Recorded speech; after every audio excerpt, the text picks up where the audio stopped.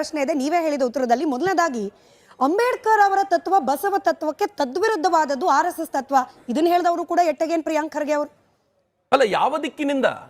ಯಾವುದು ಬಸವ ತತ್ವ? ಇವನಾರವ ಎಂದೆಣಿಸದರಿಯ, ಇವ ನಮ್ಮವ ಎಂದೆಣಿಸಯ್ಯ ಅಂತ ಹೇಳಿದ ಬಸವ ತತ್ವವನ್ನು ಪಾಲಿಸೋದೇ ರಾಷ್ಟ್ರೀಯ ಸ್ವಯಂ ಸೇವಕ ಸಂಘ. ರಾಷ್ಟ್ರೀಯ ಸ್ವಯಂ ಸೇವಕ ಸಂಘ ಇವತ್ತು ಈ ದೇಶದ ಪ್ರಧಾನಮಂತ್ರಿಗೆ ಆಗಿರೋದು ಯಾರು? ಜಾತಿಯಿಂದ ನಾನು ಯಾವತ್ತೂ ನೋಡ್ಲಿಲ್ಲ, ಆದರೆ ಇವ್ರು ಕೇಳೋ ಕಾರಣಕ್ಕೋಸ್ಕರ ಹೇಳ್ತೀನಿ. ಅದರ್ಸ್ ಬ್ಯಾಕ್ವರ್ಡ್ ಕಮ್ಯುನಿಟಿಯಿಂದ ಬಂದಿರುವಂತ ಒಬ್ಬ ವ್ಯಕ್ತಿಯನ್ನ ಪ್ರಧಾನಿಯಾಗಿ ಮಾಡಿರೋದಲ್ಲದೆ ಆ ಪ್ರಧಾನಿಯನ್ನ ಸುಪ್ರೀಮೋ ಅಂತ ಗೌರವಿಸುತ್ತೆ ರಾಷ್ಟ್ರೀಯ ಸ್ವಯಂ ಸೇವಕ ಸಂಘ. ನೀವು ಯಾವ ರಾಷ್ಟ್ರೀಯ ಸ್ವಯಂ ಸೇವಕ ಸಂಘವನ್ನ ಮೇಲ್ಜಾತಿಯವರಿಗೆ ಸೇರಿದ್ದು ಅಂತ ಹೇಳ್ತೀರೋ, ಅದೇ ರಾಷ್ಟ್ರೀಯ ಸ್ವಯಂ ಸೇವಕ ಸಂಘ ಯಾವುದೋ ಬ್ರಾಹ್ಮಣನ ಕರ್ಕೊಂಡ್ಬಂದು ಪ್ರಧಾನಿಯನ್ನಾಗಿ ಮಾಡದೆ ಯೋಗ್ಯತೆ ಇರುವ ಕಾರಣಕ್ಕೋಸ್ಕರ ಒಬ್ಬ ವ್ಯಕ್ತಿಯನ್ನು ಕರ್ಕೊಂಡ್ಬಂದು ಕೂರಿಸುವ ಸಾಮರ್ಥ್ಯ ಇದೆಯಲ್ಲ, ಇದು ರಾಷ್ಟ್ರೀಯ ಸ್ವಯಂ ಸೇವಕ ಸಂಘಕ್ಕೆ ಇರುವಂತದ್ದು. ಇದು ಬಸವ ತತ್ವ, ಇದು ಭೀಮ ತತ್ವ.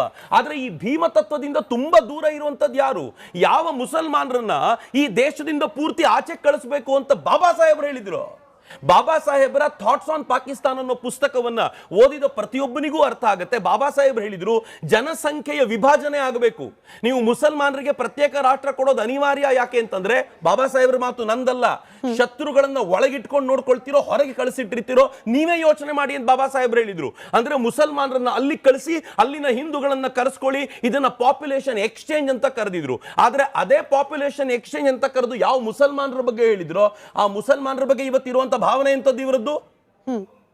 ಅವರು ಮಾಡಿರೋ ಎಲ್ಲ ಕೆಲಸವನ್ನ ತಲೆ ಮೇಲೆ ಹೊತ್ಕೊಂಡು ತಿರುಗಾಡುವಂತದ್ದು ಎಂತದ್ದು ಪ್ರಿಯಾಂಕ್ ಖರ್ಗೆ ಅವರದ್ದು? ಪ್ರಿಯಾಂಕ್ ಖರ್ಗೆ ಅವರು ಯಾತಕ್ಕೋಸ್ಕರ ಈ ಪ್ರಯತ್ನ ಮಾಡ್ತಾ ಇದ್ದಾರೆ? ಈ ಪ್ರಯತ್ನವನ್ನ ಮಾಡ್ತಾ ಅವರು ಬರೀ RSS ನ ಕುರಿತಂತೆ ಗೂಬೆ ಕೂರಿಸಿ ಎರಡು ಸಮುದಾಯದ ನಡುವೆ ಗಲಾಟೆ ಹತ್ತಿಸ್ತಾ ಇರುವಂತ ಪ್ರಯತ್ನ ಮಾಡ್ತಿರೋದು ಯಾಕೆ? CM ಆಗಬೇಕು ಅಂತ, ಬರೀ ಮುಖ್ಯಮಂತ್ರಿಯ ಕುರ್ಚಿಯಲ್ಲಿ ಕೂತ್ಕೋಬೇಕು ಅನ್ನೋ ಕಾರಣಕ್ಕೋಸ್ಕರ ಒಂದ್ ಇಡೀ ಸಮುದಾಯಕ್ಕೆ ಬೆಂಕಿ ಹಚ್ಚುವಂತ ಪ್ರಯತ್ನ ಮಾಡ್ತಾ ಇರೋ ಪ್ರಿಯಾಂಕ್ ಖರ್ಗೆನೋ, ಅಥವಾ ಎಲ್ಲ ಸಮುದಾಯವನ್ನ ಒಟ್ಟು ಮಾಡಿ ಈ ರಾಷ್ಟ್ರವನ್ನ ಮತ್ತೊಮ್ಮೆ ಅಖಂಡಗೊಳಿಸಬೇಕು ಅನ್ನೋ ಪ್ರಯತ್ನ ಮಾಡ್ತಾ ಇರುವಂತ RSS ಶ್ರೇಷ್ಠವು ಅಂತ ನಾವು ಯೋಚನೆ ಮಾಡಬೇಕಾಗಿದೆ ಅಂತ ಅನ್ಸುತ್ತೆ. ಅದೇನ್ ಮಾತಂತ ಹೇಳಿದ್ರಿ ಸರ್ ನೀವು? Really hats off sir, hats off. ನೀವು ಹೇಳ್ತಾ ಇದ್ರಿ ನೋಡಿ, ಜಾತಿ ಅನ್ನೋ ಒಂದು ನಿರ್ದಿಷ್ಟವಾದ ಚೌಕಟ್ಟನ್ನ ಮೀರಿ ಬೆಳೆದಿರುವಂತಹ, ಅದರ ಮೀರಿರುವ ಮನಸ್ಥಿತಿ ಉಳ್ಳವರು ಇರ್ತಕ್ಕಂಥ ಸಂಘಟನೆ RSS ಅಂತ ಹೇಳಿ.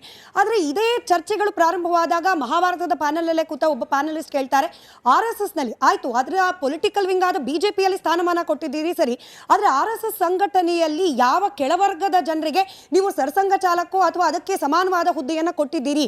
RSS ಕೇವಲ ಒಂದು ಮೇಲ್ವರ್ಗದವರಿಗೆ ಸೀಮಿತವಾದ ಒಂದು ಸಂಘಟನೆ. ನೀವು ಪೊಲಿಟಿಕಲ್ ಪಾರ್ಟಿಯಿಂದ ಮಾತನಾಡಿದಿರಿ. ನಾನು ಕಾಂಗ್ರೆಸ್ಸನ್ನೇ ಪ್ರಶ್ನೆ ಮಾಡೋದಾದ್ರೆ, ಯಾವ ದಲಿತರನ್ನ ಪ್ರಧಾನಮಂತ್ರಿ ಮಾಡಿದಿರಿ ನೀವು? ಯಾವ ದಲಿತರನ್ನ ರಾಷ್ಟ್ರಪತಿ ಮಾಡಿದಿರಿ ನೀವು? ಆದ್ರೆ ಬಿಜೆಪಿ ಏನ್ ಮಾಡ್ತು? ಯಾವ ವರ್ಗವನ್ನು ತೆಗೆದುಕೊಂಡೋಗಲ್ಲೋ ಕೂರಿಸ್ತು? ಒಂದು ಸಂಘಟನೆಯ ಮುಖ್ಯಸ್ಥರಾಗೋದಕ್ಕೂ ಒಂದು ರಾಷ್ಟ್ರದ ಚುಕ್ಕಾಣಿ ಹಿಡಿಯೋದಕ್ಕೂ ವ್ಯತ್ಯಾಸ ಇಲ್ವಾ? ಈ ಸಂಘಟನೆಯ ಮುಖ್ಯಸ್ಥ ಆಯ್ತು, ಇಷ್ಟನ್ನೇ ಅವ್ರು ಕೇಳೋದಾದ್ರೂ ಇವತ್ತಿಗೂ ಕೂಡ ನಮಗೆ ರಾಷ್ಟ್ರೀಯ ಸ್ವಯಂ ಸೇವಕ ಸಂಘದಲ್ಲಿ ಜಾತಿ ನೋಡಿ ಗೊತ್ತಿಲ್ಲ, ನಮಗಂತೂ ಗೊತ್ತಿಲ್ಲ, ಯಾವತ್ತೂ ನಮ್ಗೆ ಈ ಪಾಠವನ್ನು ಹೇಳ್ಕೊಡ್ಲಿಲ್ಲ ಅನ್ನೋ ಕಾರಣಕ್ಕೋಸ್ಕರ ನಮ್ಗೆ ಅರ್ಥ ಆಗ್ಲಿಲ್ಲ. ಆದ್ರೆ ಯಾವತ್ತಾದ್ರೂ ಒಳಗೋಗಿ ಹೊಕ್ಕು ನೋಡಿದ್ರೆ ಎಷ್ಟು ಜನ ಕೆಳವರ್ಗ ಅಂತ ನಾವು ಯಾವ್ದನ್ನ ಕರಿತೀವೋ ತಥಾಕಥಿತ ಕೆಳವರ್ಗಕ್ಕೆ ಸೇರಿದ ಎಷ್ಟು ಜನ RSS ನ ಪ್ರಮುಖ ಹುದ್ದೆಗಳಲ್ಲಿದ್ದಾರೆ, ಬೇರೆ ಬೇರೆ ಪ್ರಮುಖ ಜಾಗಗಳನ್ನು ಅಲಂಕರಿಸಿದ್ದಾರೆ ಅಂತ ನೋಡಿದರೆ ಗೊತ್ತಾಗುತ್ತೆ. ಆದ್ರೆ ಒಂದು ಸಂಘಟನೆಯಲ್ಲಿ ಇದನ್ನೇ ನೀವು ಅವ್ರು ಹೇಳ್ತಾರೆ, ಒಂದು ಸಂಘಟನೆಯ ಕೆಲಸ ಕೊಟ್ರೆ ಏನು ಉಪಯೋಗ, ನೀವು ರಾಜಕೀಯ ಹುದ್ದೆಯನ್ನು ಕೊಡಬೇಕಾಗಿತ್ತು ಅಂತ ಆಗ ಹೇಳ್ತಾರೆ. ಆದ್ರೆ ರಾಜಕೀಯ ಹುದ್ದೆಯ ವಿಚಾರಕ್ಕೆ ಬಂದಾಗ ಕಾಂಗ್ರೆಸ್ ಏನ್ ಮಾಡಿದೆ? ಯಾವತ್ತಾದ್ರೂ ಒಬ್ಬ ದಲಿತರನ್ನ ಕರ್ಕೊಂಡೋಗಿ ಮೇಲೆ ಕೂರಿಸಿದ್ಯಾ? ಈ ಪ್ರಶ್ನೆ ಪದೇ ಪದೇ ಕೇಳಿದ ನಂತರ ಮಲ್ಲಿಕಾರ್ಜುನ್ ಖರ್ಗೆ ಅವ್ರನ್ನ ಅವರು ರಾಷ್ಟ್ರಾಧ್ಯಕ್ಷರನ್ನಾಗಿ ಮಾಡಿದ್ರು. ಕೊಡುವ ಗೌರವ ಎಂತದ್ದು ಮಲ್ಲಿಕಾರ್ಜುನ್ ಖರ್ಗೆ ಅವ್ರಿಗೆ? ಮಲ್ಲಿಕಾರ್ಜುನ್ ಖರ್ಗೆ ಅವರನ್ನ ರಾಹುಲ್ ಗಾಂಧಿ ನಡೆಸ್ಕೊಳ್ಳೋ ರೀತಿ ಎಂತದ್ದು? ಒಬ್ಬ ಹಿರಿಯರನ್ನ, ನೀವು ರಾಷ್ಟ್ರಾಧ್ಯಕ್ಷರನ್ನ ಬಿಡಿ, ಒಬ್ಬ ಹಿರಿಯರನ್ನ ರಾಹುಲ್ ಗಾಂಧಿ ನಡೆಸ್ಕೊಳ್ಳುವಂತ ರೀತಿ ಎಂತದ್ದು? ಆದರೆ ಸಂಘದಲ್ಲಿ ಅದು ನರೇಂದ್ರ ಮೋದಿ ಅವರಾಗಿರ್ಲಿ ಅಥವಾ ಈಗ ದ್ರೌಪದಿ ಮುರ್ಮು ಅವರಾಗಿರ್ಲಿ, ಅವರನ್ನ ಸಂಘ ಗೌರವಿಸುವಂತ ರೀತಿ ಎಂತದ್ದು? ಅವರನ್ನು ಇಡೀ ರಾಷ್ಟ್ರೀಯ ಸ್ವಯಂ ಸೇವಕ ಸಂಘ ಮತ್ತು ಅದರ ಅಂಗ ಸಂಸ್ಥೆಗಳು ನೋಡುವ ರೀತಿ ಎಂತದ್ದು? ಇವೆಲ್ಲವನ್ನು ನೋಡಿದಾಗ ಪ್ರಶ್ನೆ ಕೇಳಿದವರ ಮುಖಕ್ಕೆ, ಅದೇ ಹೇಳ್ತೀನಲ್ಲ, ರಾಷ್ಟ್ರೀಯ ಸ್ವಯಂ ಸೇವಕ ಸಂಘ ಅಂದ್ರೆ ಉರಿಯೋ ಸೂರ್ಯ, ಅದನ್ನ ನೋಡಿ ಯಾರ್ಯಾರು ಉಗುಳುತ್ತಾರೋ ವಾಪಸ್ ಅವ್ರವ್ರ ಮುಖಕ್ಕೆ ಬಂದು ಬಿದ್ದಿದೆ ಅಂತ ಪ್ರಶ್ನೆ ಕೇಳಿದವರು ಅದನ್ನ ಅರ್ಥ ಮಾಡ್ಕೊಂಡ್ರೆ ಸಾಕಾಗುತ್ತೆ ಅಂತ ಅನ್ಸುತ್ತೆ. ಶಾಖೆಗಳಲ್ಲಿ ಕಲಿಸುವಂತಹ ವಿಚಾರಗಳ ಬಗ್ಗೆ ಕೂಡ ಇದೀಗ ಚರ್ಚೆಗೆ ಒಳಪಡ್ತಾ ಇದೆ. ಶಾಖೆಯಲ್ಲಿ ಪ್ರಮುಖವಾಗಿ ಧರ್ಮದ ಹೆಸರಲ್ಲಿ ಅಮಲನ್ನ ತಲೆಗೆ ತುಂಬಲಾಗುತ್ತೆ. ಧರ್ಮದ ಹೆಸರಲ್ಲಿ ದೇಶವನ್ನ ಒಡೆಯುವಂತಹ ಹುನ್ನಾರಿಗಳನ್ನ ತಯಾರು ಮಾಡುವ ಕಾರ್ಖಾನೆಯಾಗಿದೆ RSS. ಒಬ್ಬ ಮುಸಲ್ಮಾನ, ನೀವು ಅದಕ್ಕಾಗಲೇ ಉತ್ತರ ಕೊಟ್ರಿ, ಬಟ್ ಈ ಪ್ರಶ್ನೆಗಳು ಕೂಡ ಚರ್ಚೆಗೆ ಒಳಪಟ್ಟಿರೋದ್ರಿಂದ ಒಬ್ಬ ಮುಸಲ್ಮಾನ RSS ನ ಒಬ್ಬ ಕಾರ್ಯಕರ್ತನೋ ಅಥವಾ ಒಬ್ಬ ನಾಯಕನೋ ಆಗ್ಲಿಕ್ಕೆ ಸಾಧ್ಯವೇ ಇಲ್ಲದಂತಹ ವ್ಯವಸ್ಥೆ RSS ಒಳಗಿದೆ. ಬೇಸಿಕಲಿ ಧರ್ಮದ ಅಮಲನ್ನ ತುಂಬುವಂತಹ ಕಾರ್ಖಾನೆ RSS ಧರ್ಮದ ಅಮಲನ್ನು ತುಂಬಿದೆಯೋ ಇಲ್ವೋ ಗೊತ್ತಿಲ್ಲ. ಆದರೆ RSS ತುಂಬುತ್ತೆ ಅಂತ ಹೇಳ್ಕೊಂಡು ಸ್ವಾತಂತ್ರ್ಯದ ಲಾಗಾಯಿತು ಇವರು ಮಾಡ್ತಿರುವಂತ ಪ್ರಯತ್ನ ಇದೆಯಲ್ಲ, ಅದು ಆರ್ಡಿನರಿ ಆಗಿರುವಂತ ಸಂಗತಿ ಅಲ್ಲ. ಇವರು ಸಾವರ್ಕರ್ರ ಕುರಿತಂತೆ ಇದೇ ಗೂಬೆಯನ್ನು ಕೂರಿಸಿದ್ರು ಮುಸಲ್ಮಾನರ ಓಟನ್ನು ತೆಗೆದುಕೊಳ್ಳಿಕ್ಕೆ. ಇವರು RSS ನ ಕುರಿತಂತೆ ಇದೇ ಗೂಬೆಯನ್ನು ಕೂರಿಸುವಂತ ಪ್ರಯತ್ನ ಮಾಡ್ತಾರೆ, ಬರೀ ಮುಸಲ್ಮಾನರ ಓಟು ಗಳಿಸಲಿಕ್ಕೆ. ಮತ್ತೆ ಎರಡನೇದೇನು ಗೊತ್ತೇನು, ಇವ್ರಿಗೆಲ್ರಿಗೂ ಇರೋದು ಒಂದೇ ಏನು ಅಂತಂದ್ರೆ, ಮುಸಲ್ಮಾನರ ತಲೆಯಲ್ಲಿ RSS ಅನ್ನುವಂತ ಒಂದು ಹೆದರಿಕೆಯನ್ನ, ಗೂಬೆಯನ್ನ ಯಾವಾಗ್ಲೂ ಕೂರಿಸಿ ಅವರನ್ನ ಹಿಂದೂ ಸಮಾಜದಿಂದ ಪ್ರತ್ಯೇಕವಾಗಿ ಇರಿಸಬೇಕು ಅಂತ.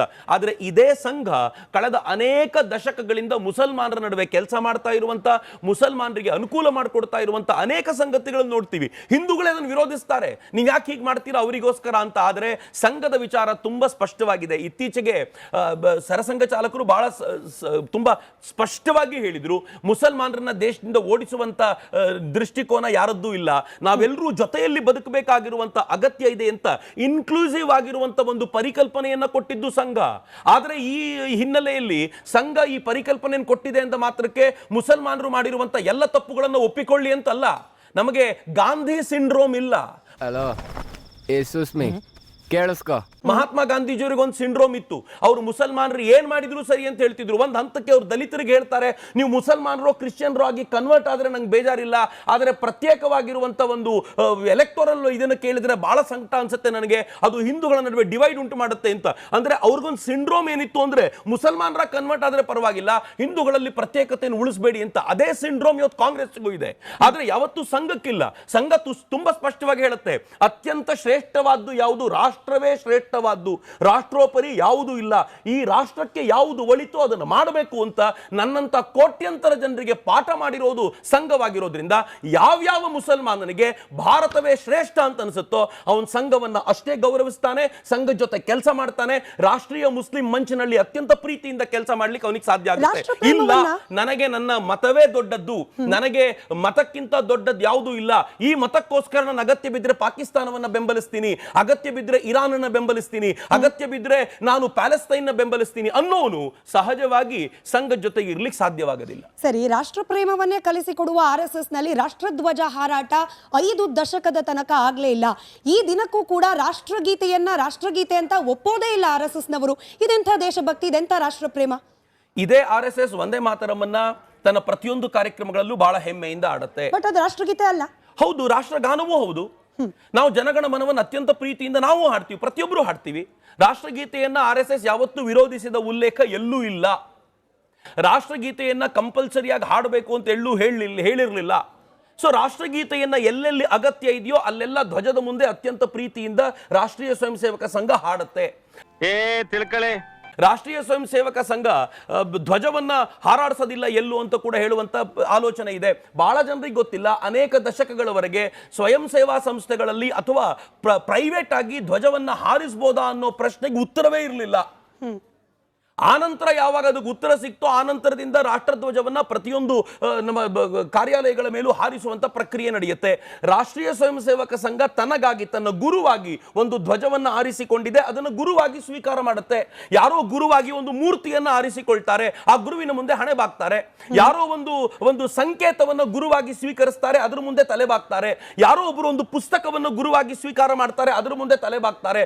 ರಾಷ್ಟ್ರೀಯ ಸ್ವಯಂ ಸೇವಕ ಸಂಘ ಕೇಸರಿ ಧ್ವಜವನ್ನ ತನ್ನ ಗುರುವಾಗಿ ಸ್ವೀಕರಿಸಿ ಅದಕ್ಕೆ ತಲೆಬಾಗುತ್ತೆ ಅಂತ ನಿಶ್ಚಯ ಮಾಡಿದ್ರೆ ಹೊಟ್ಟೆ ಉರ್ಕೊಂಡ್ರೆ ಏನ್ ಮಾಡಬೇಕು ಅದಕ್ಕೆ. ಬಟ್ ಅದು ಭಾರತ, ಹಾಗೆ ಭಾರತದ ಪರಿಕಲ್ಪನೆಗೆ ವಿರುದ್ಧವಾಗಿರೋದು. ಈಗ ತಿರಂಗಾ ಧ್ವಜವನ್ನ ಇಡೀ ರಾಷ್ಟ್ರ ತನ್ನ ರಾಷ್ಟ್ರಧ್ವಜ ಅಂತ ಒಪ್ಪುವಾಗ ಭಾಗವಧ್ವಜವೇ ನಮ್ಮ ಧ್ವಜ ಅಂತ ಹೇಳಿ RSS ಹೇಳೋದು. ಜನಮನಗಣ ಅಲ್ಲಲ್ಲ, ಅದನ್ನ ರಾಷ್ಟ್ರಗೀತೆ ಅಂತ ಒಪ್ಪದಾಗ ಇಲ್ಲ ನಾವು ಅದಕ್ಕೆ ವಿರುದ್ಧವಾಗಿ ಮತ್ತೊಂದೇನೋ ಹಾಡ್ತೀವಿ ಅನ್ನೋದು ಇಂಥ ಮನಸ್ಥಿತಿ RSS ಇದೆ. ಡೆಫಿನೆಟ್ಲಿ ಇಲ್ಲ, ಡೆಫಿನೆಟ್ಲಿ ಇಲ್ಲ. ಇದು ತಪ್ಪು ಕಲ್ಪನೆ ಅಥವಾ ಸುಳ್ಳು ಮಾಹಿತಿ. RSS ಯಾವತ್ತೂ ತಿರಂಗಾನ್ ಒಪ್ಪೋದಿಲ್ಲ ಅಂತ ಹೇಳಲಿಲ್ಲ. RSSನ ಸರಸಂಘ ಚಾಲಕರುಗಳು ನಿಶ್ಚಯ ಮಾಡಿದ್ರು ವ್ಯಕ್ತಿಯಾಗಿರುವಂತ ಸಂಘಟನೆ ನಿರ್ಮಾಣ ಆಗಬಾರದು ಅಂತ. ಇದು ಭಾರತದ ಪರಂಪರೆಯ ಮೂಲ ಸತ್ವ. ಭಾರತದ ಪರಂಪರೆ ಹೇಳುತ್ತೆ ವ್ಯಕ್ತಿ ಆಧಾರಿತವಾಗಿರುವಂತದ್ದು ಯಾವುದು ಶಾಶ್ವತವಾಗಿ ಉಳಿಯೋದಿಲ್ಲ, ಯಾವುದು ವ್ಯಕ್ತಿಯನ್ನ ಮೀರಿ ನಿಲ್ಲುತ್ತೋ ಅದು ಉಳಿಯುತ್ತೆ. ಹಾಗಿದ್ರೆ ವ್ಯಕ್ತಿ ಇರುವಂತ ಜಾಗದಲ್ಲಿ ಏನ್ ಮಾಡಬೇಕು? ಇದು RSS ಮೊದಲಿಗೆ ಹೇಳಿದ್ದಲ್ಲ. ಸಿಖ್ಖರ ಗುರುಗಳಾಗಿರುವಂತ ಗುರು ಗೋವಿಂದ್ ಸಿಂಗರು ಹೇಳಿದ್ರು. ಗುರು ಗೋವಿಂದ ಸಿಂಗರು ಅಂದ್ರೆ ನನ್ನ ನಂತರ ಮತ್ತೆ ಯಾವ ಗುರುಗಳು ಅಂತ ಹುಡುಕಾಡ್ತಾ ಇರುವಂತಿಲ್ಲ. ಯಾವ ಗುರುಗ್ರಂಥ ಸಾಹಿಬ್ ಅನ್ನುವಂತ ಗ್ರಂಥ ಇದೆಯೋ ಆ ಗ್ರಂಥವೇ ಇನ್ನು ಮುಂದೆ ಗುರುವಾಗಿರುತ್ತೆ. ನಾವೆಲ್ಲರೂ ಅದರ ಮುಂದೆ ನಮಿಸಬೇಕು ಅಂತ. ಹೀಗಾಗಿ 10ನೇ ಗುರುವಿನ ನಂತರ ಸಿಖ್ಖರಿಗೆ ಮತ್ತೆ ಗುರುವಿಲ್ಲ. ಅದೇ ರೀತಿ ಸಂಘ ಅವತ್ತೇ ನಿಶ್ಚಯ ಮಾಡ್ತು ಇದು ವ್ಯಕ್ತಿನಿಷ್ಠ ಸಂಘಟನೆ ಆಗಬಾರದು, ಇದು ರಾಷ್ಟ್ರನಿಷ್ಠ ಸಂಘಟನೆ ಆಗಬೇಕು. ಈ ರಾಷ್ಟ್ರಕ್ಕೆ ಪೂರಕವಾಗಿ ನಾವು ಕೇಸರಿ ಧ್ವಜವನ್ನ ಆಲೋಚನೆ ಮಾಡ್ತೀವಿ. ಯಾವಾಗ ಶುರುವಾಗಿದ್ದು ಸಂಘ? 1947 ನಂತರ ಅಲ್ಲ. ನಿಮಗೆ ರಾಷ್ಟ್ರಧ್ವಜ ಭಾರತಕ್ಕೆ ಬಂದಿದ್ದು 1947 ನಂತರ. ಆದರೆ RSSಗೆ ಗುರುವಾಗಿ ಸ್ವೀಕಾರ ಮಾಡಿದ ಈ ಧ್ವಜ 1925ರಿಂದಲೇ ಇದೆ. 25ರಿಂದ ಇರುವಂತ ಧ್ವಜವನ್ನ ಅವ್ರು ಗುರುವಂತ ಸ್ವೀಕಾರ ಮಾಡ್ತಿದ್ದಾರೆ. ಹೇಗೆ ಬದಲಾಯಿಸಿ ಅಂತೀರಾ ನೀವು? ಎಟ್ ದ ಸೇಮ್ ಟೈಮ್ ಎರಡನೇ ಪ್ರಶ್ನೆ ಇರೋದು, ಹಾಗಂತ ಅವರು ರಾಷ್ಟ್ರಧ್ವಜದ ತಿರಂಗಾನ ವಿರೋಧ ಮಾಡ್ತಾರಾ? ಎಲ್ಲಾದ್ರೂ ಒಂದು ಕಡೆ RSSನವರು ರಾಷ್ಟ್ರಧ್ವಜವನ್ನ ವಿರೋಧ ಮಾಡಿರುವಂತ ಒಂದು ಉದಾಹರಣೆ ಇದೆಯಾ? ಎಲ್ಲೂ ಇಲ್ಲ. ಅವರು ರಾಷ್ಟ್ರಧ್ವಜಕ್ಕೆ ಈ ದೇಶದ ಸಾಮಾನ್ಯ ವ್ಯಕ್ತಿ ಏನ್ ಗೌರವ ಕೊಡಬೇಕೋ ಅದಕ್ಕಿಂತಲೂ 100 ಪಟ್ಟು ಹೆಚ್ಚು ಗೌರವ ಕೊಡ್ತಾನೆ. ಇನ್ನೂ ಚೆನ್ನಾಗಿ ಹೇಳೋದಾದ್ರೆ, ಯಾರು ಸಂಘದ ಶಾಖೆಗೆ ಹೋಗಿ ಬಂದು ಧ್ವಜ ಪ್ರಣಾಮ ಮಾಡಿ ಬಂದಿರ್ತಾನೋ ಅವನು ರಾಷ್ಟ್ರಧ್ವಜಕ್ಕೆ ಉಳಿದವರೆಲ್ಲರಿಗಿಂತಲೂ ಹೆಚ್ಚು ಗೌರವ ಕೊಡ್ತಾನೆ. ಯಾಕೆ ಅಂತಂದ್ರೆ ರಾಷ್ಟ್ರವನ್ನ ಗೌರವ ಪಡಿಸೋದು, ಗೌರವ ಕೊಡೋದು ಹೇಗೆ ಅಂತ ಸಂಘ ಹೇಳ್ಕೊಟ್ಟಿದೆ ಅಂತ. RSS ಯಾವತ್ತಾದ್ರೂ ರಾಷ್ಟ್ರ ಗೀತೆಯನ್ನು ವಿರೋಧ ಮಾಡಿದೆಯಾ? ಯಾವತ್ತೂ ಮಾಡಲಿಲ್ಲ. ಆದ್ರೆ ಅವರಿಗೆ ನಮಸ್ತೆ ಸದಾ ವತ್ಸಲೆ ಅಂತ ಗುರುವಿನೆದುರಿಗೆ ಪ್ರಾರ್ಥನೆ ಮಾಡುವಂತ ಪರಿಕಲ್ಪನೆ ಇದೆ. ಅವನ ಸಂಘಟನೆ ಒಳಗೆ ಸೇರ್ಕೊಂಡಾಗ ಅವನು ಗುರುವಿಗೆ ಪ್ರಾರ್ಥನೆ ಸಲ್ಲಿಸ್ತಾನೆ. ಅದಾದ ನಂತರ ಅವನು ಹೊರಗಡೆ ಬಂದಾಗ ರಾಷ್ಟ್ರಗೀತೆಗೆ ಮತ್ತು ರಾಷ್ಟ್ರ ಗಾನಕ್ಕೆ ಸಮನಾದ ಗೌರವವನ್ನು ಕೊಟ್ಟು ರಾಷ್ಟ್ರ ಧ್ವಜಕ್ಕೂ ಅಷ್ಟೇ ಗೌರವವನ್ನು ಕೊಡುವ ಪರಿಕಲ್ಪನೆ ಇದೆಯಲ್ಲ, ಅದು ಸಂಘ ಕಲಿಸಿದೆ ನಮಗೆ. ರಾಷ್ಟ್ರಗೀತೆಯನ್ನ ಬ್ರಿಟಿಷರ ರಾಣಿಗೆ ಹೊಗಳಲಿಕ್ಕೆ ಅಥವಾ ಆಕೆಯನ್ನ ಮೆಚ್ಚಿಸಲಿಕ್ಕೆ ಬರೆದಂತಹ ಗೀತೆ ಅನ್ನೋ ಒಂದು ಸುಳ್ಳು ಕಥೆಯನ್ನ ಕಟ್ಟಿರೋದು RSS ನಿಂದ ಬಂದವರೇ. ಈ ರೀತಿಯ ಚರ್ಚೆ ಕೂಡ ನೆನ್ನೆ ಮೊನ್ನೆ ನಡೆದಿದೆ. ಅದೇ ಕಾಂಗ್ರೆಸ್ನ ನಾಯಕರು ಹೇಳ್ತಿದ್ದಾರೆ ಮತ್ತೊಮ್ಮೆ. ಅಲ್ಲ, ಬಟ್ ಅದು ಸುಳ್ಳ? ಅವ್ರು ಹೇಳ್ತಿರೋದು ಸರಿ ಅನ್ನೋದಾದ್ರೆ ಸರಿ, ತಪ್ಪು ಅನ್ನೋದಾದ್ರೆ ನಿಮ್ಮ ವ್ಯಾಖ್ಯಾನ. ಅವ್ರು ಹೇಳ್ತಿರೋದು ಮಾತ್ರಕ್ಕೆ ಯಾವುದೊಂದು ವಿಚಾರ ಸುಳ್ಳಾಗ್ಲಿಕ್ಕೆ ಸಾಧ್ಯ ಇಲ್ಲ. ಭಾರತ ಭಾಗ್ಯ ವಿಧಾತ ಅಂತ ಕರೆದಿರೋದು ಯಾರನ್ನ? ಆಯ್ತು, ಆ ಭಾರತ ಭಾಗ್ಯ ವಿಧಾತ ಅಂತ ಕರೆದಿರೋ ನಂತರ ಅದನ್ನು ಒಪ್ಪಿಕೊಂಡ ನಂತರ ನಾನು ಅದ್ರ ಬಗ್ಗೆ ತುಂಬಾ ಡೀಟೇಲಿಗೆ ಹೋಗೋದಿಲ್ಲ. ಅದು ಯಾವಾಗ ಹಾಡಿದ್ದು, ಮೊದಲನೇ ಬಾರಿಗೆ ಅದರ ಗೀತೆ ಎಲ್ಲಿ ಅವರು ಬರೆದಿರೋ ವಿಚಾರ ಬೇರೆದಿರಬಹುದು. ಹಾಡಿದ್ದು ಎಲ್ಲಿಗೆ, ಯಾವತ್ತು ಹಾಡಿದ್ರು ಅದನ್ನ ಮೊದಲನೇ ಬಾರಿಗೆ ಹಾಡಿದ್ದು ಎಲ್ಲಿ? ಅದು ಯಾರು ಬಂದಾಗ ವೆಲ್ಕಮ್ ಗೀತೆಯಾಗಿ ಅದನ್ನು ಹಾಡಲಾಯಿತು. ಯಾರೋ ಬಂದಾಗ ನೀವು ಹಾಡಿದಂಥ ಒಂದು ಸ್ವಾಗತ ಗಾನವನ್ನ ನೀವು ಮತ್ತೊಂದು ಕಡೆ ಎಲ್ಲೋ ಬಳಸಿದ್ರೆ ಅದರ ಪ್ರಭಾವ ಹೇಗಿರ್ಬೋದು? ಕಾಲಕ್ರಮದಲ್ಲಿ ಮರೆತಿರುವಂಥ ಸಮಾಜ ಅದನ್ನು ಹಾಗೆ ಸ್ವೀಕಾರ ಮಾಡ್ಬೋದು, ನಾನು ಒಪ್ಕೊಳ್ತೀನಿ. ಆದರೆ ಯಾವ ಸಮಾಜ ಅದನ್ನ ಹಾಡಿ ಅದನ್ನ ಈ ಪಂಚಮ ಜಾರ್ಜಿನ ಸ್ವಾಗತಕ್ಕೆ ಅಂತ ಹಾಡಿದಂಥ ಗೀತೆಯನ್ನ ಅವತ್ತಿನ ದಿನಗಳಲ್ಲಿ ಅದನ್ನ ರಾಷ್ಟ್ರಗೀತೆ ಅಂತ ಸ್ವೀಕಾರ ಮಾಡಬೇಕಾದ್ರೆ ಎಷ್ಟು ಕಷ್ಟ ಆಗಿದ್ದಿರ್ಬೋದು. ವಿಷ್ಣು ದಿಗಂಬರ್ ಪುಲಸ್ಕರ್ರು ಅವರು ಆಲ್ ಇಂಡಿಯಾ ರೇಡಿಯೋದಲ್ಲಿ ವಂದೇ ಮಾತರಮನ್ನ ಹಾಡ್ಲಿಕ್ಕೆ ಅಂತ ನಿಂತಾಗ ವಿಷ್ಣು ದಿಗಂಬರ್ ಪುಲಸ್ಕರ್ಗೆ ವಂದೇ ಮಾತರಂ ಹಾಡಬಾರದು ಅಂತ ಹೇಳಿದ್ಯಾಕೆ? ಇದೇ ವಿಷ್ಣು ದಿಗಂಬರ್ ಪುಲಸ್ಕರ್ರು ಯಾಕೆ ವಂದೇ ಮಾತರಂ ರಾಷ್ಟ್ರಗೀತೆ ಆಗಬಾರದು ಅಂತ ಕೇಳಿದಾಗ ಜವಾಹರ್ಲಾಲ್ ನೆಹರು ಏನು ಉತ್ತರ ಕೊಟ್ಟರು? ಜವಾಹರ್ಲಾಲ್ ನೆಹರು ಹೇಳಿದ್ರು ಇಂಗ್ಲಿಷ್ ಬ್ಯಾಂಡಿಗೆ ಸೆಟ್ ಆಗೋದಿಲ್ಲ ಇದು ಅಂತ. ನಮ್ ಪ್ರಕಾರ ಇಲ್ಲಿಗೆ ಪಂಚಾಯ್ತಿ ಕ್ಲೋಸ್, ಕೇಳ್ಕತ್ತ ನಾಟಕ ಬಂದ್.